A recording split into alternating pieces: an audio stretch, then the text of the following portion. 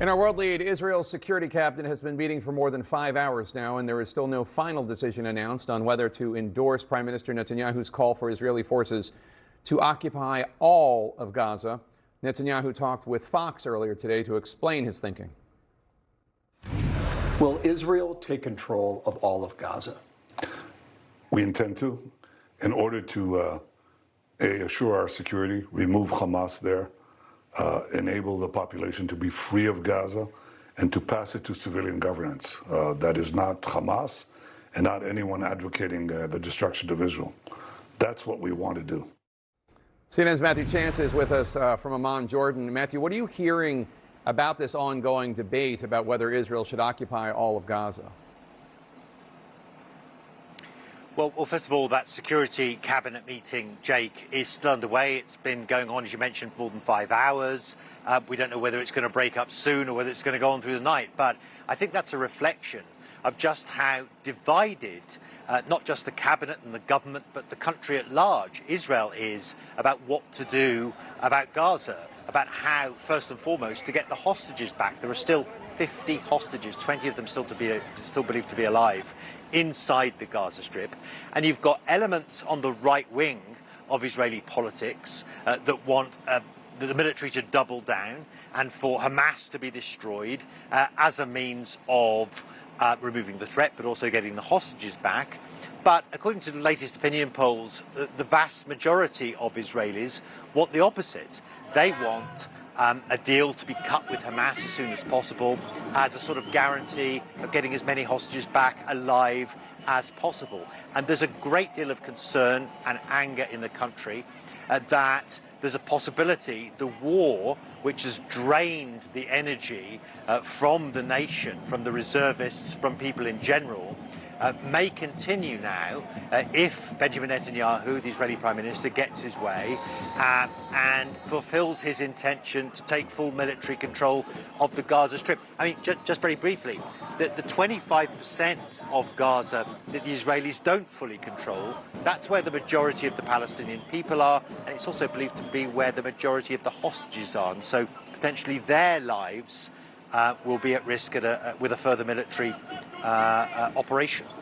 Hey, Matthew, you're in Amman, Jordan, because you were able to ride along on a Jordanian airdrop of food to help those starving in Gaza. Tell us about that. Yeah. I mean, these have been going on for some time. It's Jordan that's carrying out these humanitarian aid drops. Germany, France, Belgium, a number of other countries are doing it as well. They've been pretty heavily criticised, actually, for being not very effective. They don't deliver anywhere near enough aid needed to address the humanitarian shortages in Gaza. They're also quite dangerous. People have been killed in Gaza when food parcels have dropped on top of them.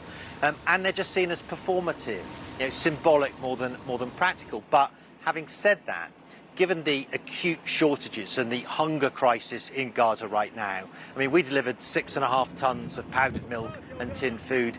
For some people in Gaza, that could mean the difference between life and death. But I think the real value of us being on the plane today was that we were able to get a glimpse inside Gaza and have a look from a bird's eye view, quite literally, the sheer devastation that has been wrought across the Gaza Strip by almost 2 years now of a constant campaign by Israel against Hamas and other militant groups inside Gaza. And it was a really shocking scene. So much of it has been laid to waste. It's like a sort of moonscape, a desert of ruins, where there's still a lot of people, of course, increasingly struggling to survive. Jake. All right, Matthew Chance in Amman, Jordan, thank you so much. With us now, Ephraim Halevi, who, among other top security jobs, was once director of Israel's National Intelligence Agency, the Mossad, in the late 1990s and early 2000s. Thank you so much for joining us, sir. What is your reaction to what we're hearing today from Prime Minister Netanyahu, that his government intends to take control of all of Gaza? I think the general sentiment in Israel is, as you have heard just now, that a vast majority of Israelis do not wish this plan to come into fruition.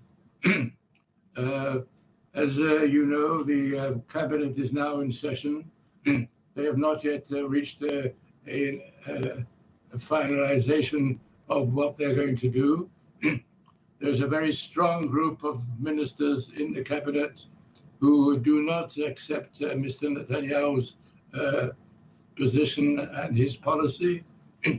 And what concerns us more is to get the hostages that are still alive back home, because for quite several months there was no negotiation of any content, and the Hamas simply dragged their feet. And as this was going on, obviously hostages probably were losing their lives. Yeah. You appear in a new video this week in which generations of Israel's former security chiefs say it's time to end the war. Do you think that this video that you participated in is making any difference with the Netanyahu government or with the Israeli citizens? I don't think it's making any real and practical steps by the Israeli government in this direction. But we are a group of people, all of us heads of services, and we've got together several months before because we believe that the dangers that we've confronted in Israel are not only Gaza, but also the internal crisis, the constitutional crisis in Israel. And it's very difficult for us as former heads of services to accept the methodology of Mr. Netanyahu, because we do not believe that, as he is wishing to do and actually practically doing, to change the constitution of Israel. And one of the steps taken just a few days ago was the dismissal of the Attorney General. And she has refused to accept this order of being actually removed from office. And this is up for the Supreme Court to decide this. Yeah. But this is only one way of looking at what is happening in Israel, which is not something that we have ever encountered before. We keep seeing, obviously, these images of dire conditions in Gaza, including malnourished, starving Palestinian children. Last week, the British newspaper, the Jewish Chronicle, reported that at a meeting of the UK's Board of Deputies, which is a leadership group of British Jews, as you know, attendees told the newspaper that the leader of the Board of Deputies, Phil Rosenberg, quote, said Israel was increasingly at risk of moving towards pariah state status in the international community. Obviously, Mr. Rosenberg is a big supporter of Israel. Do you share that concern? How worried are you about Israel becoming a pariah state? I don't think Israel will become a pariah state.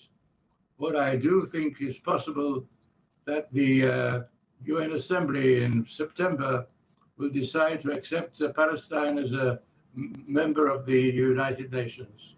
That is something which is on the agenda, which Israel opposes. But I think they have a vast majority that will vote for this move, unless the United States in the Security Council vetoes this. All right. Ephraim Halevi, thank you so much for your time today, sir. Really appreciate it.